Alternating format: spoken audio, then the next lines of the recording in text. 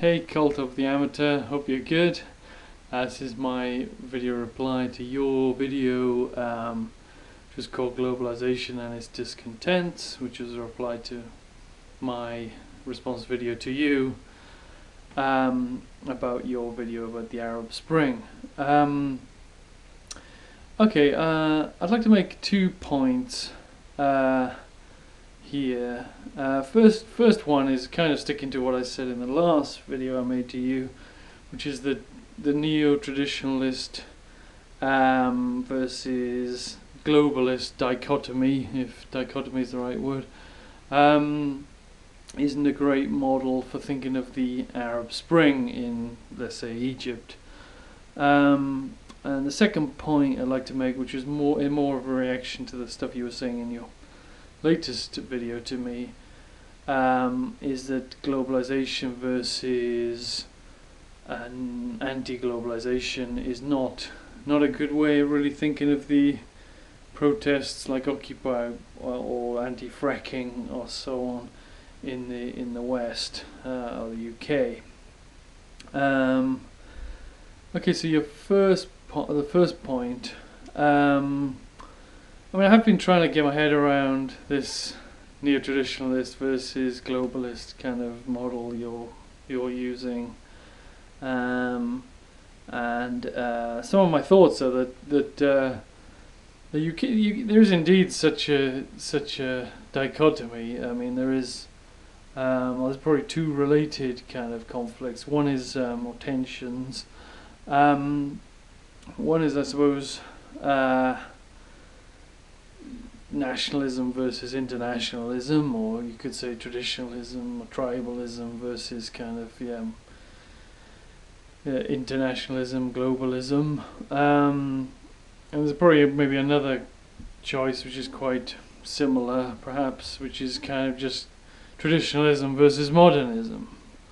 And I suppose in every country and every culture in the modern world, we've got these tensions. I mean, and the first tension, they're for quite some time been internationalists.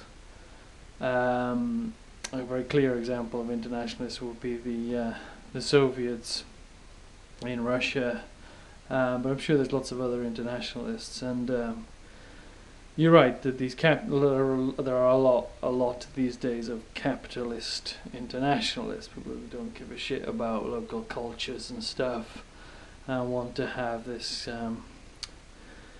global capitalist utopia stroke dystopia, however you want to look at it. And again, with modernism versus traditionalism, we've got a kind of related thing with religion versus secularism. And no doubt those things are all going on. But in Egypt, at the moment, I really still see the stuff that's been happening since the Arab Spring as really a battle about democracy, about who's going to govern Egypt, and how power is going to be dispersed or not in Egypt. And I really see it very much as in the tradition of other sort of civil wars and revolutions we've had in various countries on this kind of score. For example, the English Civil War, French Revolution, and loads of other revolutions and civil wars and coups and so on. So I do see it in that sort of tradition. You question which, I mean, if it is that, which side are different people on in Egypt, which side is the Muslim Brotherhood on? I think to see it in those sort of, in terms of democracy versus anti-democracy, I really don't have to find that one side is purely one or the other. I think the factions become, as a struggle continues, my guess is factions become more authoritarian as time goes on, as it becomes more of a military struggle, and the idealism kind of dies en route.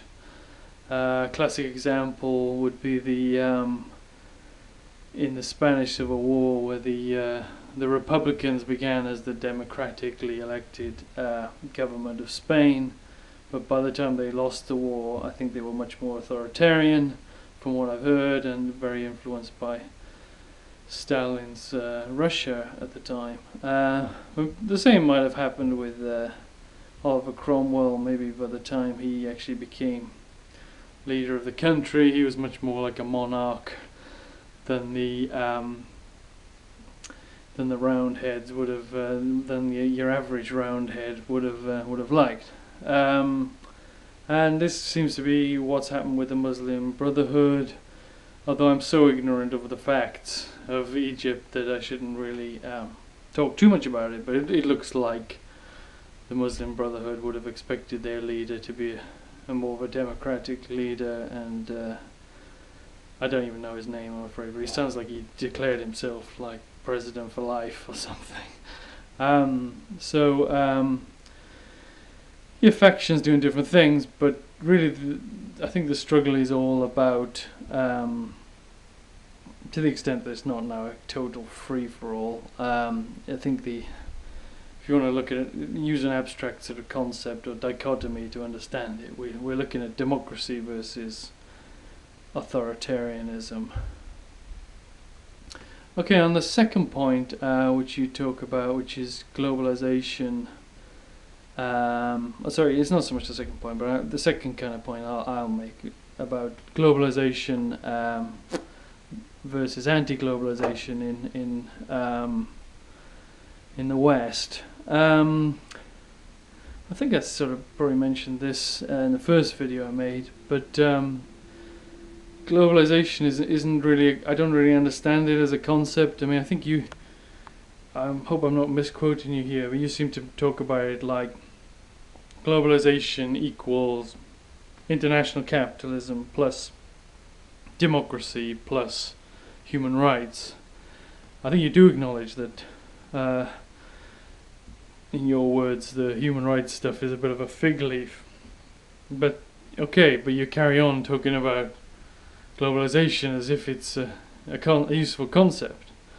But it seems to be three completely different things. I don't see why conceptually democracy and capitalism are the same. I mean, I can imagine in fact there have been capitalist dictatorships like Pinochet, probably loads of others, and you can also imagine an anti-capitalist democracy.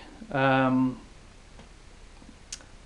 suppose I don't know, I can't think of a pure version of that, but I guess Sweden or post-war Britain were anti-capitalist to some degree democracies. So, and also I don't think, I mean, if you're analysing who the sort of different factions in the world or in the West are, then I don't think there's a faction who are for capitalism plus human rights plus democracy. I think obviously there must be some people who are for all those things. The only place I see those things all united are in the rhetoric of our politicians, particularly when globalization was a bit more of a popular buzzword going back about 10 years ago. Outside of the rhetoric of politicians, I see a lot of very powerful people who are for global capitalism, but those aren't necessarily for global human rights or democracy. You mentioned Tony Blair in one of your videos. He's not really into democracy, is he? He's not really into human rights. He was a democratically elected leader of a country. In terms of his impact on the world, he's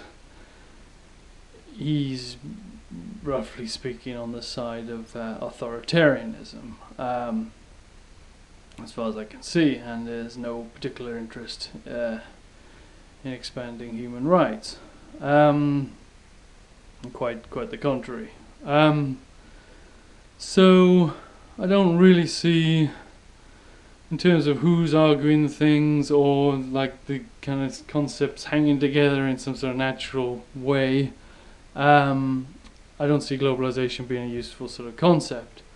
And I mean, yeah, you do have people who are for human rights and for democracy. You get people like Amnesty International and other sort of leftist groups talking about human rights and global democracy and things like that. But they are very much not necessarily the people who talk about capitalism. Quite the contrary. So a final point, you talk about the kind of Occupy people and anti-fracking people. You mentioned the 38 degrees. You just throw in them as kind of general sort of examples. I don't think you're making any specific accusations about anybody, but you sort of say that they kind of aren't really in opposition to globalization because they're kind of the same kind of breed, or they're kind of well-educated people running the show in these groups. They really they might have a brother who's a banker or something. You mentioned, and you also mentioned that they kind of.